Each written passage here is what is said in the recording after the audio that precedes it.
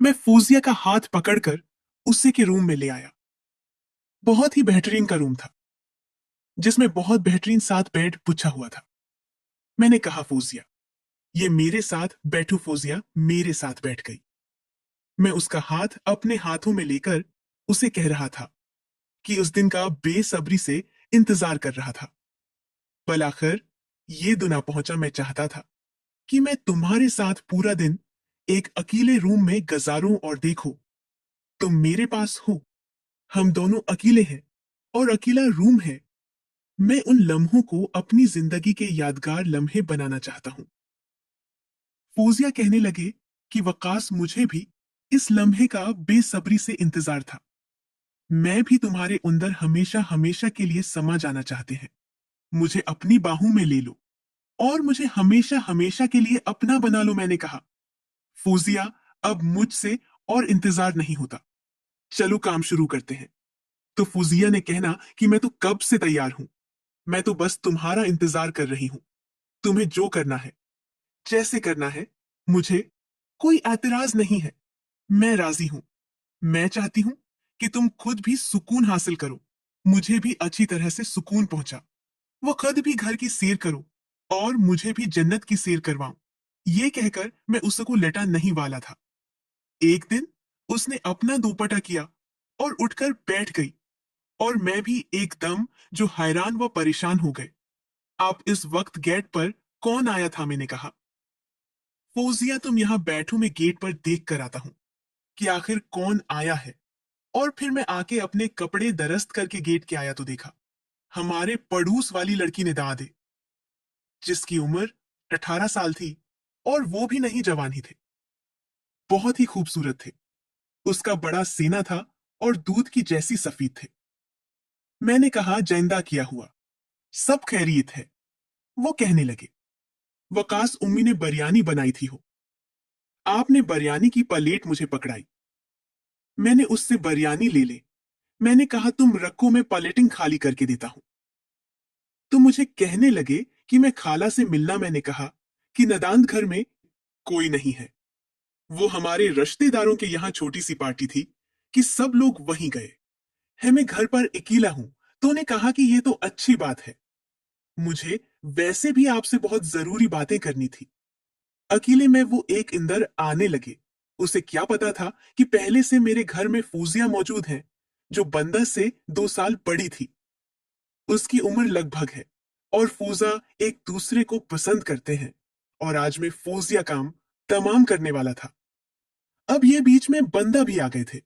अब जैसे बंदा गेट से इंदर आने लगे तो मैंने कहा कि नादा, घर में मेरे कुछ फ्रेंड बैठे हुए हैं, तुम्हारा इस तरह अंदर आना अच्छा नहीं है।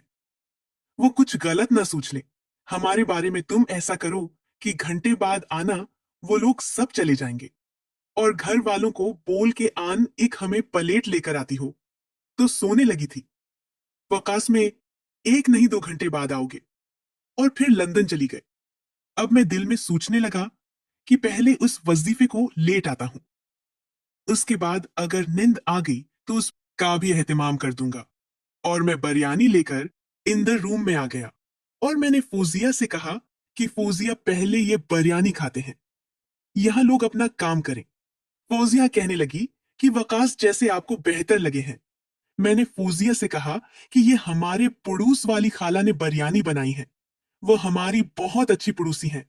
सर, मैंने कहा कि आ जाओ फौजिया, पहले बनाने खाते हैं, उसके बाद फिर आराम से काम शुरू करते हैं। हम दोनों ने बैठकर बिरयानी खाई और बिरयानी खाने के बाद हम तकरीबन 30 मिनट तक बातें करते रहे। उसके बाद फिर मैंने कहा कि फौजिया, रेडी हो जाओ तो हम गेम शुरू करते हैं। फौजिया नाल गे, ठीक है आस, मैं तैयार हूं। मैं फौजिया के साथ खेलने लगा और खेलते खेलते मैंने उसका सब कुछ है और गम दोनों जन्नत की वादियों की सैर करने लगे। उस काबे पे पहली दफा था और मेरा भी पहली दफा था।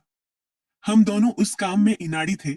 थोड़ी मुश्किलों से भी हुई, थोड़ी मुश्किल मुझे भी, थोड़ी तकलीफों से भी हुई थी कोई तकलीफ मुझे भी। लेकिन फिर कहते हैं ना, फिर अंधेरी रात के बाद चाल है। सर, तकलीफ के बाद जो राहत और सुकून मिला वह कमाल का था। तकरीबन 30 मिनट लगे थे। हम दोनों ने काम मुकम्मल कर लिया था और मैंने कहा कि फौजिया आज के लिए उतना काफी है। जब मौका मिलेगा तो मैं तुम्हें बुला लूंगा अपने घर। और फिर फौजिया चली गई। मैं बस नहा धोकर फ्रेश होकर बैठा ही था कि दरवाजे पर दस्तक हुई। मैंने जाकर दरवाजा खोला तो दरवाजे पर बंद हुई थी। मैंने कहा आ जाओ। नींद इंदर आई मुझे कहने लगे, वकास तुम्हारे दोस्त ले चले गए हैं। मैंने कहा हाल है न वो चले गए हैं। और फिर मैं नदा को लेकर अपने रूम में आ गया। थोड़ी देर तो हम लोग बातें करते रहे क्योंकि आपसे थोड़ी देर पहले ही मैंने फौजिया को लिटाया था और उसका काम तमाम किया था। तुम्हें चाहता था कि थोड़ा सा मुझे वक्त में था तो मैं बिल्कुल तैयार हो सकूं। और तकरीबन 30 मिनट के बाद मुज़ाकरात शुरू हो गया। नदा काफी अरसे से मुझे पसंद करती, इस बात का मुझे भी इल्म था। लेकिन मैं किसी अच्छी मौका की तलाश में था जो मुझे आज मिला था। अब क्योंकि मैं पहले फौजिया के साथ कर चुका था तो दूसरी बारी में हमेशा आता है। अब मैं थोड़ा आराम आराम से कर रहा था, थोड़ा लंबा जा सकता। और उसमें दह काबा पहली मर्तबा था। पहले तो वो काफर तकलीफ महसूस कर रही थी, फिर उससे बहुत इच्छा फेल हो रहा था। और इस तरह हमारा काम चलता रहा और मुझे भी बहुत सुकून महसूस हो रहा था। घंटा घर के करीब हमारा यह सिलसिला चलता रहा और वो 1 घंटे के बाद मेरा काम हो गया। अलबत्ता नाकाम बहुत पहले हो गया था। मेरा ख्याल है फौजिया से भी जल्दी उसका काम तमाम हो गया था। और फिर मैंने ढाल होकर पढ़ा रहा क्योंकि मैंने 2 बार या नहीं थी, इसलिए मैं ज्यादा थक गया था। और फिर आगे वकास, जब भी तुम्हारे पास टाइम हो तो बल्ला लिया करो। अब मैं तुम्हारे बगैर एक पल भी नहीं रहना चाहते। और फिर यही होने लगा। कभी ना तो कभी फौजिया, कभी ना तो कभी फौजिया। ये उन दोनों के साथ में खूब इंजॉय करता था और दोनों मेरे साथ भी खूब इंजॉय करते थे।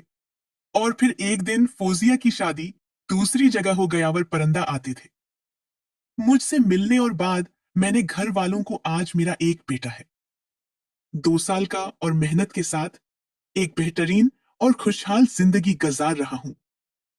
दोस्तों मैं उम्मीद करता हूं आपको वीडियो अच्छी लगी होगी।